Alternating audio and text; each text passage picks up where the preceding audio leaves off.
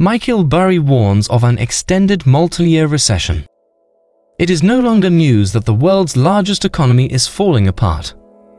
Food index increased by over 10% over the last year, and energy spiked by 17.6%, with fuel oil registering the highest price jump at 68.5%. And it does not seem like things are about to get better anytime soon. Remember the savvy investor that predicted the 2008 housing market collapse? He now warns of an extended multi-year recession.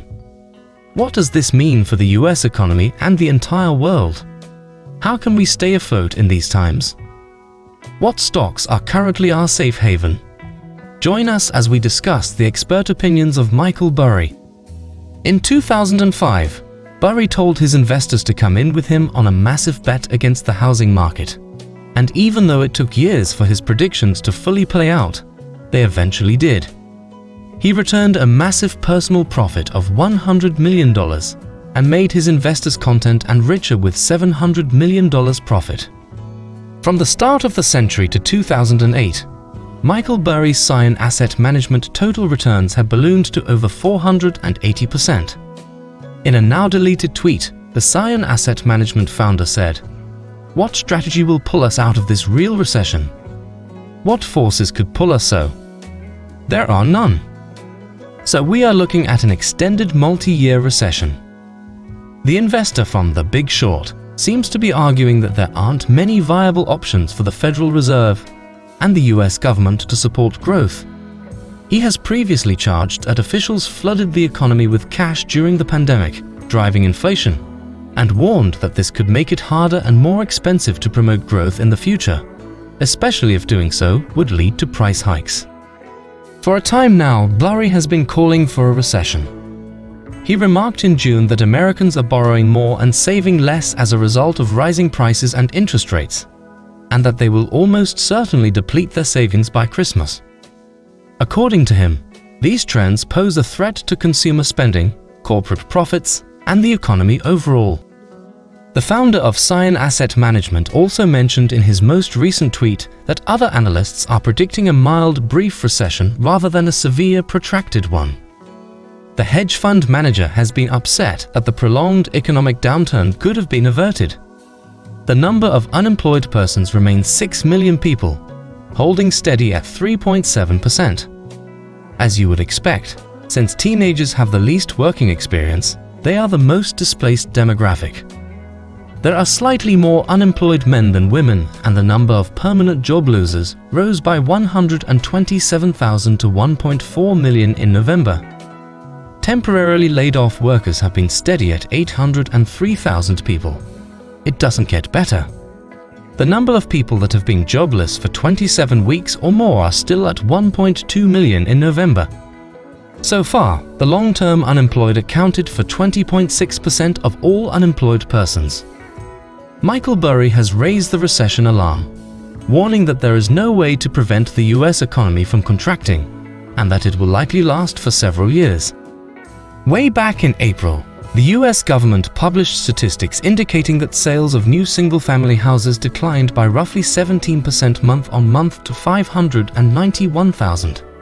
This was considerably lower than the average projection of 750,000 units. The government statistics have revealed that high costs and a sharp rise in mortgage rates are responsible for cooling down a sector that had been hot for 2 years. In another tweet, Dr. Burry wrote, "I have argued all year that the coming recession will not likely be short and shallow." Burry has warned about a recession several times in the past.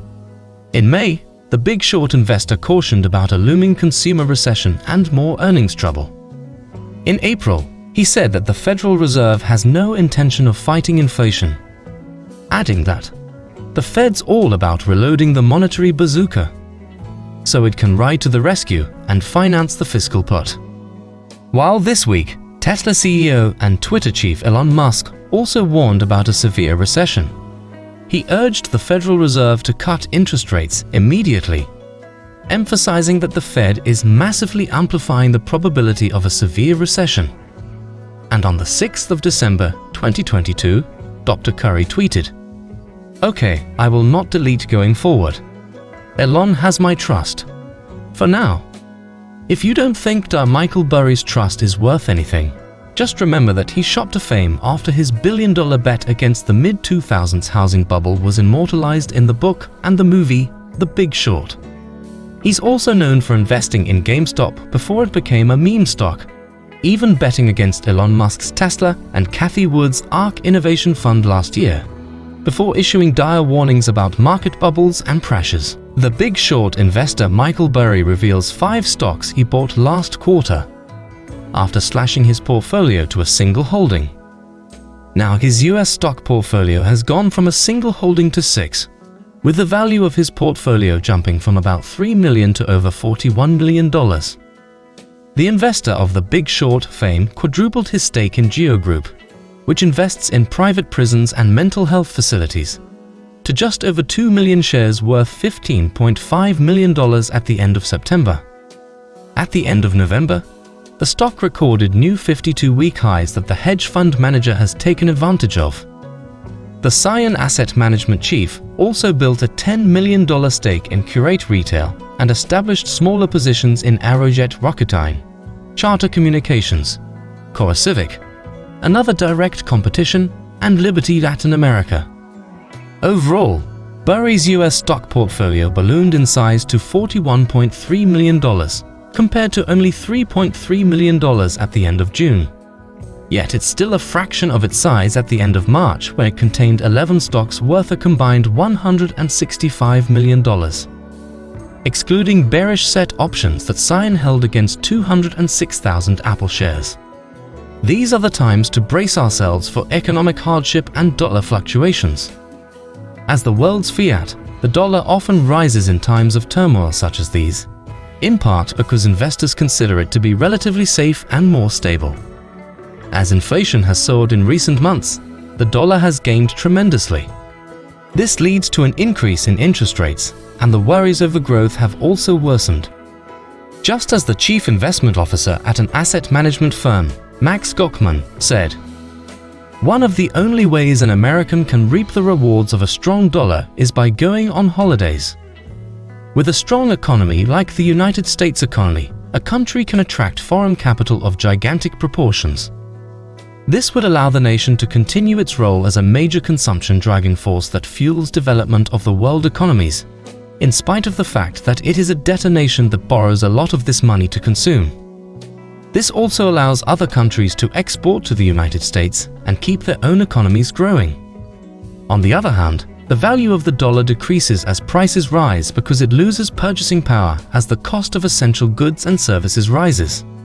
The increase in the cost of goods and services over a specific time period is referred to as inflation.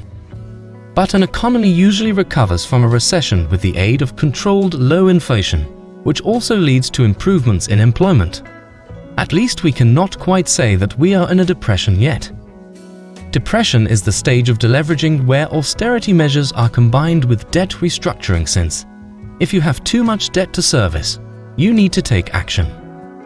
There are only a few options available to you if you have too much debt to service and try to take action. Either you can transfer the debt or you can socialistically redistribute wealth from the rich to the poor. Another option is to combine austerity measures with debt restructurings. Restructuring your debt is reducing it in some way such that it is now weighed down by only that portion of your debt that you can afford to pay back. On Tuesday, the 6th of December 2022, Michael Burry also tweeted this. 156 years ago, there was a market prank in England that led to the creation of the modern-style central bank, paving way for the Fed and our absolute dependence on every ducking word of its chairman. It has always been about plunge protection. What do you think of Michael Burry's take on the economy? Let us know in the comments section below. Feel free to check out our previous videos.